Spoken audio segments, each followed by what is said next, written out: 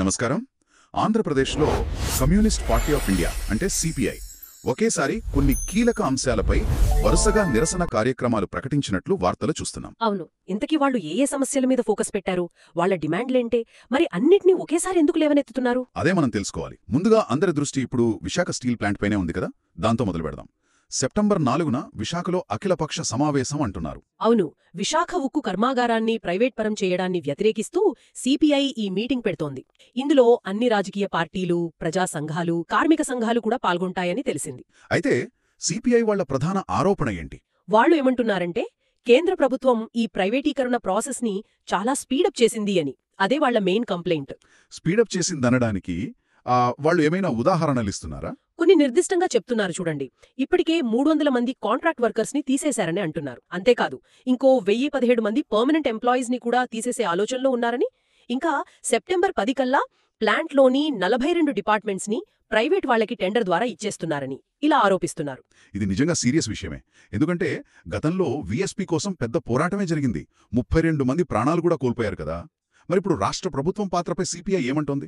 రాష్ట్ర ప్రభుత్వం ఈ విషయంలో పూర్తిగా సైలెంట్గా ఉంది, నిర్లిప్తంగా వ్యవహరిస్తోందని సిపిఐ విమర్శిస్తోంది. అంత పెద్ద ఉద్యమం జరిగినా రాష్ట్ర ప్రభుత్వం నుంచి సరైన స్పందన లేదని వాళ్ల వాదననమాట. సరే, ఇది పారిశ్రామిక రంగానికి సంబంధించింది. మరి వ్యవసాయ రంగంలో కూడా సమస్యలున్నాయని అంటున్నారు కదా? అవును, కరెక్ట్. రైతుల సమస్యలు కూడా వాళ్ల ఎజెండాలో చాలా బలంగా కనిపిస్తున్నాయి. ముఖ్యంగా ఎరువుల కొరత. దాని గురించి ఏం చెప్తున్నారు? యూరియా ఇంకా డిఏపి ఎరువుల కొరత చాలా తీవ్రంగా ఉందట. అవి బ్లాక్ మార్కెట్లో ఎక్కువ రేట్లకు అమ్ముతున్నారని సిపిఐ చెప్తోంది. రిపోర్ట్స్ ప్రకారం యూరియా బస్తా మీద మామూలు రేటు కన్నా ఒక 180 రూపాయలు ఎక్కువ, అలాగే డిఏపి బస్తా మీద 200 రూపాయలు అదనంగా తీసుకుంటున్నారని ఆరోపణలున్నాయి. అంటే రైతుల మీద ఇది చాలా పెద్ద భారం అన్నమాట.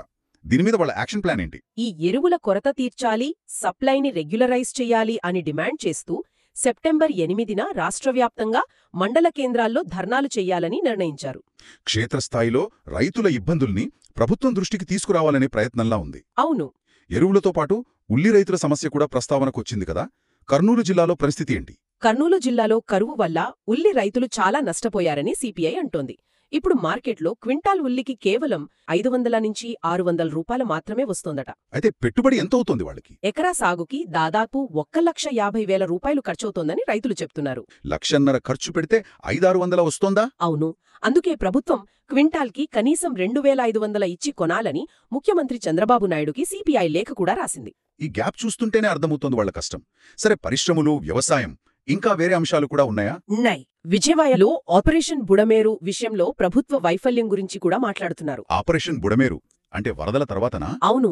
వరదలొచ్చి ఏడాదైనా కూడా బాధితులకు సెంటర్ నుంచి రావాల్సిన ఫండ్ సాధించడంలో రాష్ట్ర ప్రభుత్వం ఫెయిల్ అయిందని వాళ్ల ఆరోపణ.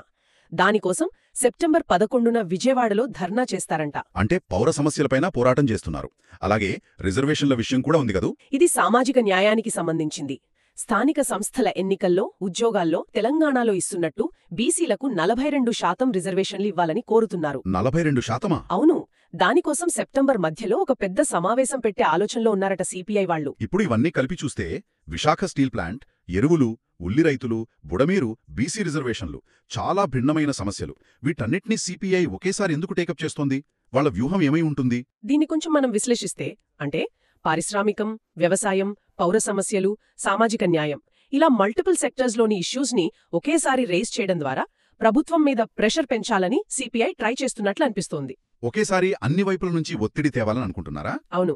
ప్రతి సమస్యకి ఒక స్పెసిఫిక్ యాక్షన్ ప్లాన్, ఒక డేట్ అనౌన్స్ చేయడం వాళ్ల ఆర్గనైజ్డ్ అప్రోచ్ని చూపిస్తోంది. మొత్తానికి డిమాండ్లు క్లియర్గా ఉన్నాయి, ప్లానింగ్ కూడా పక్కాగా కనిపిస్తోంది.